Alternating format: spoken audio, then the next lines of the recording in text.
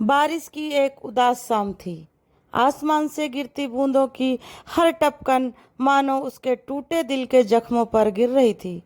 नेहा एक छोटे से कस्बे की सीधी सादी लड़की, जिसने सपनों में अपना घर बसाया था, पति के साथ हंसती खेलती जिंदगी की कल्पना की थी।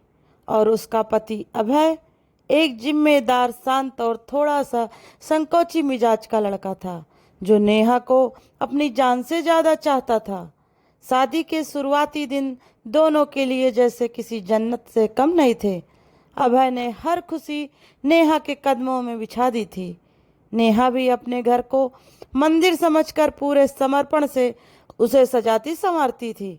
लेकिन सपनों में दरार तब आई जब नेहा के मायके वालों की दखल अंदाजी धीरे धीरे जहर घोलने लगी।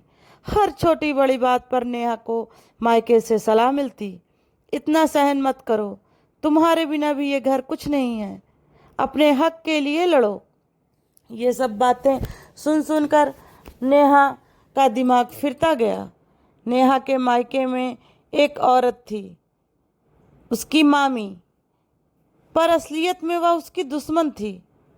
मामी ने नेहा की मुस्कुराहट, अभय का प्यार, वो खुशहाल जीवन सब देखकर उसे काटने दौड़ता था। अपने दिल की जलन को बुझाने के लिए मामी ने धीरे धीरे नेहा के दिमाग में जहर घोलना शुरू किया। तू इतनी अच्छी, इतनी प्यारी, फिर भी देख तेरे ससुराल वाले तुझे दबा कर रखते हैं। अभय तुझसे सच्चा प्यार नहीं करता, बस तुझे नौकरानी बना कर रखा है। तुझे अपनी जिंदगी अपने तरीके से जीनी चाहिए, क्यों किसी की गुलाम बनकर रह रही हो।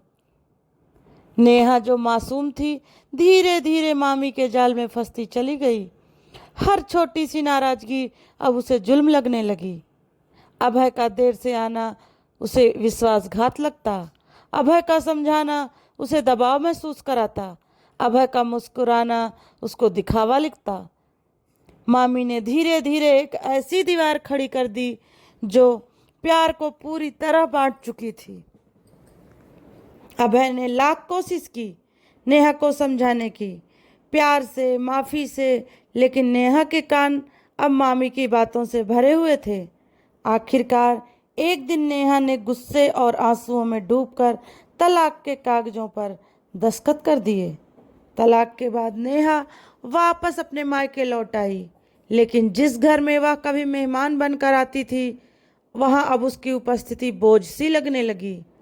माँ बाप के चेहरे पर चिंता की लकीरें गहरी होती जा रही थीं। समाज के तानों की आवाज़ें दीवारों को भेद कर उसके कानों तक पहुँचती थीं। उधर अभय ने बहुत टूट कर भी किसी तरह खुद को संभाला। समाज के दबाव और परिवार की जिद के चलते 6 महीने बाद उसने साक्षी नाम की एक दूसरी लड़की से शादी कर ली। एक साधारण समझदार लड़की जो अभय के घाव पर मरहम लगाने आई थी। लेकिन दिल के किसी कोने में, हर मुस्कुराहट के पीछे अभय अब भी नेहा को ढूंढता था। हर रात जब साक्षी सो जाती, अभय चुपचाप कमरे की खिड़की से आसमान ताकता, जहां हर तारा उसे नेहा की याद दिलाता। नेहा, जिसने तलाक के बाद खुद को आज़ाद समझा था, धीरे धीरे महसूस करने लगी कि उसकी आज़ादी तो एक कैद थी। वो हर दिन अभय की तस्वीरें देखती, हर रात उसके साथ बिताए लम्हों को याद करती और रोती।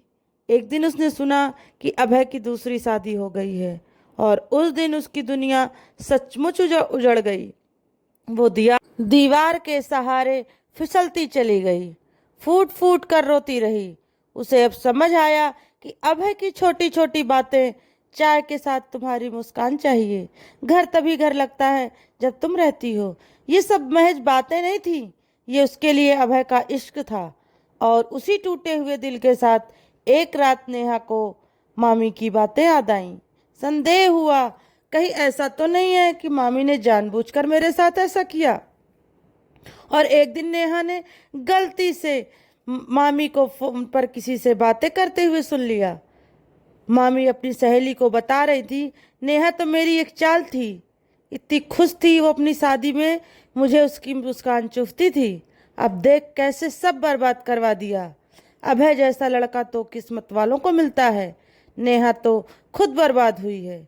ये सुनते ही नेहा का सिर चकरा गया और वह गिरकर बेहोश हो गई। उसकी दुनिया दूसरी बार उजड़ गई, लेकिन इस बार उसकी खुद की बेवकूफ़ी की वजह से। वो जमीन पर बैठकर सिर पकड़े बिलखती रही। हे भगवान, मैंने अभय के प्यार को नहीं समझा। मैंने अपनी खुशियों के दुश्मन को अपना सलाहकार बना लिया। अब नेहा को चैन नहीं था। वो एक बार, बस एक बार अभय से मिलना चाहती थी, उसे देखना चाहती थी, उससे माफ़ी मांगना चाहती थी, चाहे वो उसे माफ़ करे या ना करे, लेकिन दिल का बोझ वो हल्का कर लेना चाहती थी। एक दिन नेहा को पता चला कि अभय शहर के पुराने कॉफ़ी हाउस में अक्सर बैठा करता है। वही कॉफ़ी हाउस जहां वो दोनों शादी से पहले मुलाकात करते थे। नेहा कांपते हुए कदमों से वहां पहुंची। बारिश हो रही थी। हवा में वही पुरानी खुशबू थी, उदासियों की, अधूरे सपनों की। कॉफ़ी हाउस के कोने में खिड़की के पास अभय बैठा था। उसकी आंखें अब भी वैसी ही थीं, गहरी, शांत, लेकिन थकी हुई। नेहा उसे दूर से देखती रही, हिम्मत जुटाई, धीरे धीरे पास गई। दिल जोर जोर से धड़क रहा था। अभय ने नज़र उठाई और दोनों की आंखें मिली। पल भर के लिए वक्त थम गया। नेहा कांपते हुए उसके सामने बैठ गई। आंखों से आंसू बह रहे थे, वो भी बिना रुके हुए। नेहा फूटते हुए बोली, मैंने तुम्हें खो दिया अभय। मेरी बेवकूफ़ी थी, मेरी जिद थी। मैं मामी की बातों में आ गई। तुमने कभी मेरा बुरा नहीं चाहा। अभय चुपचाप उसे देखता रहा। उसकी आंखों में भी नमी थी, लेकिन अब बहुत कुछ बदल चुका था। जख्म गहरे थे, जिन्हें समय भी पूरी तरह से नहीं भर पाया था। अभय ने बहुत धीरे से कहा, कभी कभी हम जिन हाथों को पकड़ कर चलते हैं, वही हाथ वक्त के थपेड़ों में छूट जाते हैं। नेहा, तुमसे प्यार था, आज भी है, लेकिन अब मेरे रास्ते अलग हैं। नेहा सिसकती रही। अभय ने उठकर उसे देखा, उसके आंसू पोंछने के लिए हाथ बढ़ाया, फिर खुद को रोक लिया और चुपचाप भारी कदमों से बाहर बारिश में चला गया।